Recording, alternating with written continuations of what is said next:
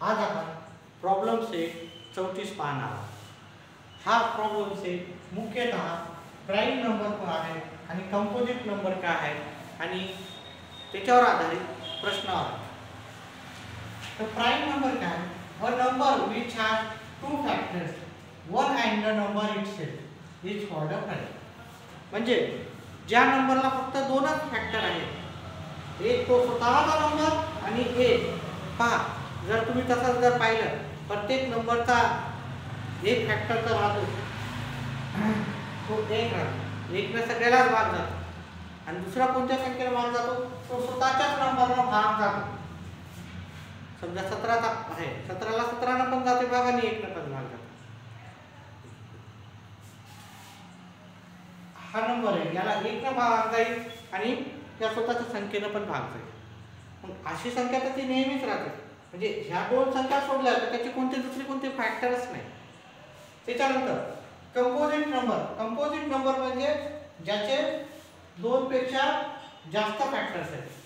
ठीक आहे, म्हणजे याचा अर्थ आपण असं म्हणू शकतो, ज्या संख्या प्राईम नंबर नसतात त्या कंपोजिट असतात. ठीक आहे, ज्या संख्या प्राईम नंबर नसतात त्या कंपोजिट असतात. म्हणजे a number which has more than 2 factor called a composite number. ही आपली पुस्तकी भाषा झाली. पण पुस्तकी भाषा सोडली तर प्राईम नंबर जे नाही तर ते कंपोजिट नंबर. आता आपण पाहू की प्राईम नंबर आणि कंपोजिट नंबर हे कसे ओळखायचे.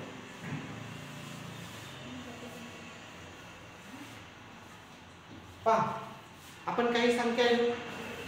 1 2 3 4 5 6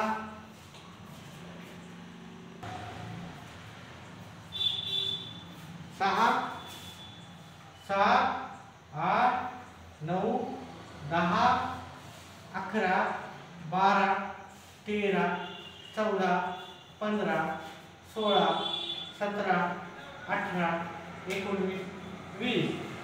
आता हे आपण नंबर लिहून ठेवले. त्याच्यात आपण पाहू प्राईम नंबर कोणते आहेत आणि कंपोजिट नंबर कोणते आहेत आणि ते कसे ओळखायचे. पहा, मी इथे लिहितो प्राईम नंबर, इथे लिहितो composite number.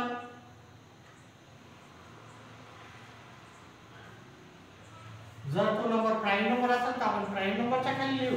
Composite prime number असेल तर तो कंपोजिट झाला ऑटोमॅटिकली. आता इथे एक गोष्ट लक्षात ठेवा, हा नंबर असा आहे जो की प्राईम पण नाही आणि कंपोजिट पण नाही. म्हणजे one is neither prime nor composite. One is neither prime number nor composite number. ठीक आहे, एवढं आपल्याला ठेवायचं. आता नंबर 1 झाला. त्याच्यानंतर मी सुरुवातीपासून न करता आपण उलटा अशा दिशेने करू, म्हणजे तुम्हाला थोडं लवकर सोपं समजेल. पहा, 20 कोणाच्या पाड्यात येतात? एक तर 20च्या पाड्यात येतात, 20च्या नंबरला 1 आणि 1च्या पाड्यात येतात. ठीक आहे, 1च्या पाड्यात सगळ्यात गोष्टी येतात. आता ह्या दोन गोष्टी सोडल्या तर बाकी अजून कोणते फॅक्टर आहेत का 20ला? म्हणजे 20 कोणाच्या दुसऱ्याच्या पाड्यात येतात का ते पाहिजे. 20 कोणाच्या पाड्यात येतात? सर 5च्या पण पाड्यात येतात, 2च्या पण पाड्यात येतात, 4च्या पण येतात, 10च्या पण येतात. ठीक आहे, म्हणजे 20 अजून खूप जोराच्या पाड्यात येतात. मग 20 हा प्राईम नंबर आहे का नाही? जर 20 बऱ्याच फॅक्टर याच्यामध्ये पाड्यात येत असत म्हणजे 20 काय झाला? आपला कंपोजिट नंबर झाला.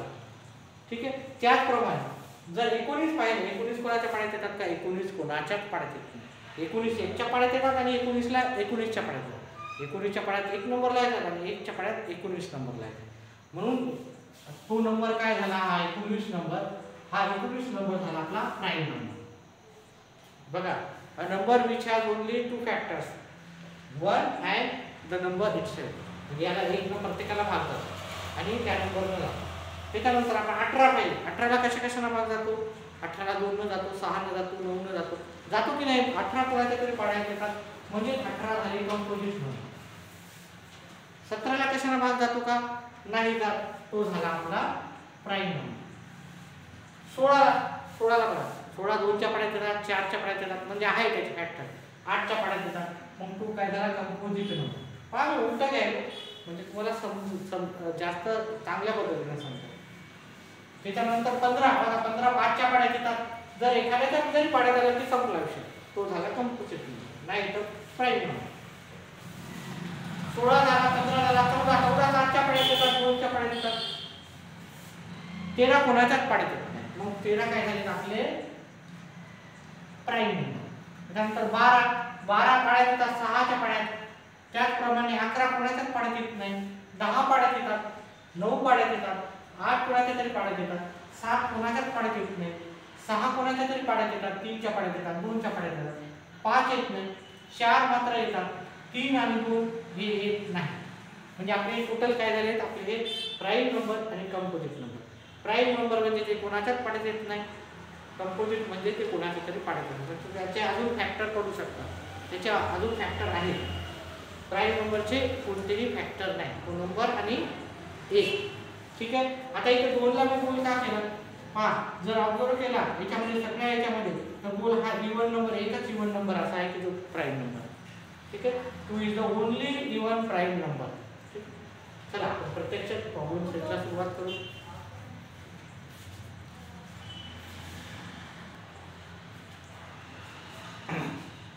तर आपला पहिला प्रश्न आहे, write all the prime number between 1 and 20.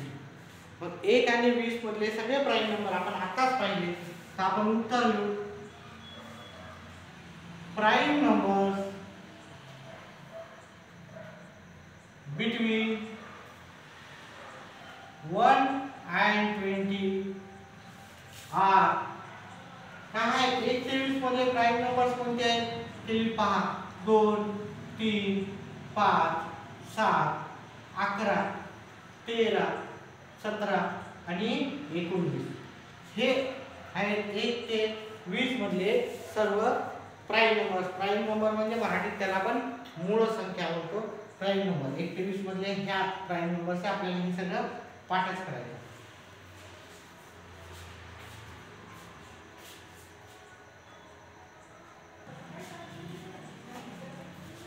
आपला दुसरा प्रश्न आहे, write all the composite number between 21 and 50.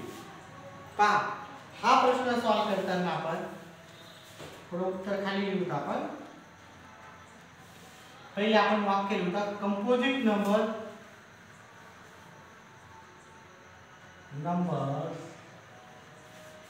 Between 21 and 50 are. कोणते कोणते कंपोजिट नंबर पहा. त्याच्या आधी आपण काय करतो, प्राईम नंबर कोणते आहेत ते लक्षात ठेवू. ठीक आहे. मी तर लिहून ठेवतो 21 ते 50 मधले प्राईम नंबर, पण ते इथे उत्तरात लिहायचे नाही ना, काही नाही. फक्त आपल्याला लक्षात ठेवायचे प्राईम नंबर कोणते आहेत. 21 ते 50 मधले 23 29 31 37 41 41 43 and 47. These are prime numbers between 21 and 50. मग आपल्याला काय करायचं, आता हे नंबर सोडून other than this number all the other numbers are composite number. म्हणजे हे नंबर घ्यायचे नाही, ते हे नंबर सोडून आपल्याला बाकीचे जे उरलेले आहेत ते सगळे नंबर काय झाले कंपोजिट. जे प्राईम नंबर नसतात ते कंपोजिट नंबर असतात. मग आपल्याला कंपोजिट नंबर विचारला, आपल्याला काय विचारलं, कंपोजिट नंबर लिहायला सांगितलं. 21 ते 50 म्हणजे प्राईम नंबर सोडून सगळे नंबर लिहायचे. मग काय राहिले पहा, 21 ते एका मधातले म्हणलं तर 21 नंबर नाही तर 22 23 प्राईम नंबर आहे त्यामुळे आपण इथे 23 नंबर नाही लिहायचा. मग 24 25 26 27 28 29 नंबर लिहायचा का नाही, कारण 29 प्राईम नंबर आहे. ठीक आहे. मग 30 31 हे प्राईम नंबर आहे, 31 लिहायचा नाही.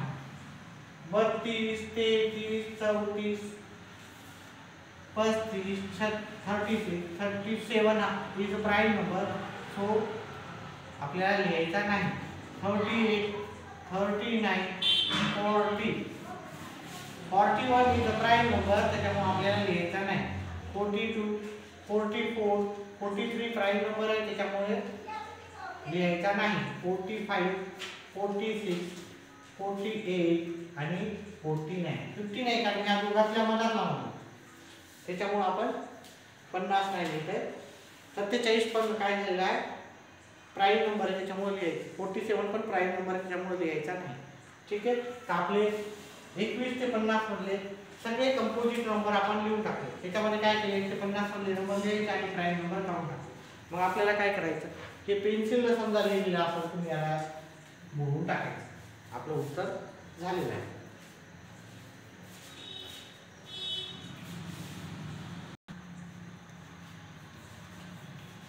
आपला पुढचा प्रश्न आहे, circle the prime numbers in the list given below.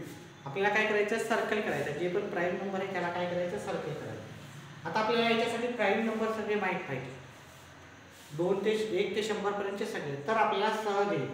तर इथे जर पाहिला 37 इज प्राईम नंबर आहे. ठीक आहे. त्याच्यानंतर 43 प्राईम नंबर आहे, 53 प्राईम नंबर आहे, 91 नाही, 57 नाही, त्याच्यानंतर 79 प्राईम नंबर आहे आणि 97 प्राईम नंबर. तर मी तुम्हाला लिस्ट देतो 1 ते 100 मधल्या प्राईम नंबर. ठीक आहे. हे लिहून घ्या तुम्ही.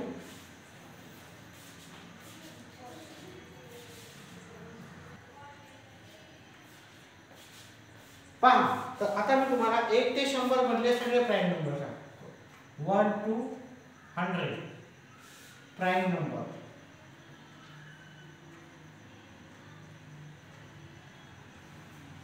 फ्रॉम 1 to 100 कोणते कोणते, 2, 3, 5, 7, 11, 13, 17, 19. हे 1 to 20 मधले आपले झाले. त्याच्यानंतर 23,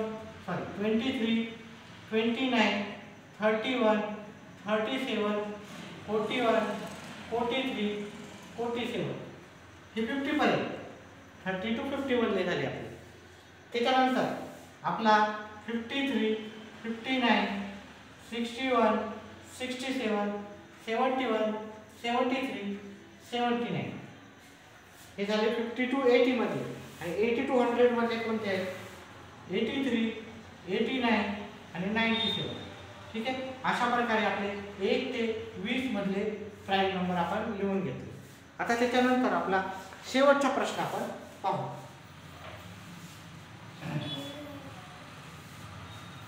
आपला शेवटचा नंबर आहे, प्रश्न आहे, which of the prime numbers are even numbers.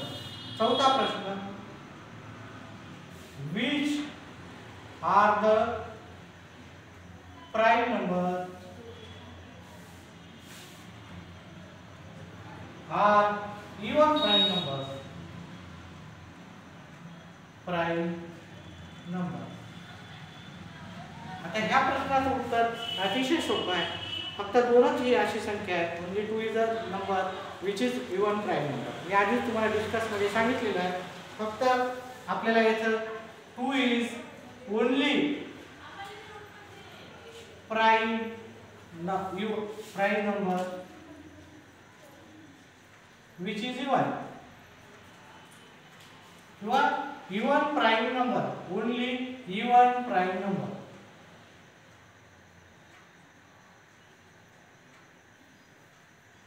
असे खूप नाही, फक्त एकच असा नंबर आहे 2 नंबरचा, म्हणजे 2, जो की इवन आहे आणि प्राईम आहे. ठीक आहे. लक्षात ठेवा, स्पर्धा परीक्षेला येण्याची शक्यता दाट असते.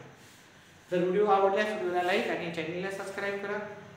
व्हिडिओ पाहिल्याबद्दल धन्यवाद.